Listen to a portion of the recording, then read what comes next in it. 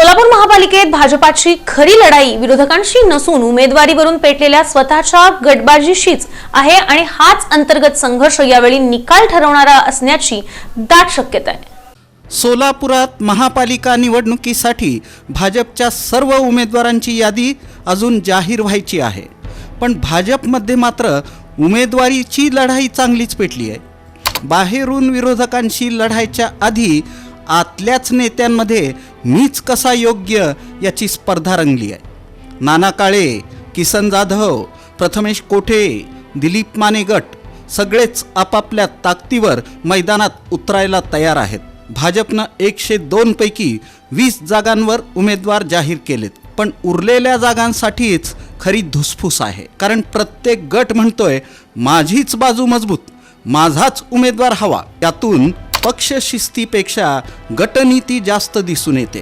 पालकमंत्री जयकुमार गोरे यांची दिवसभर बैठक झाली म्हणजे विषय किती गंभीर आहे हे वेगळं सांगायला नको। मनीष देशमुख पुन्हा चर्चेत येणं, दिलीप माने यांची नाराजी, प्रथमेश कोठे यांचा ठामपणा आणि नाना काळेंची ताकद या सगळ्यामुळं भाजपमधील अंतर्गत गणितं बिघडतायत। एकला चलो रे की सगळ्यांना सोबत घेऊन याचा पेच पक्ष नेतृत्वासमोर उभा राहिला आहे।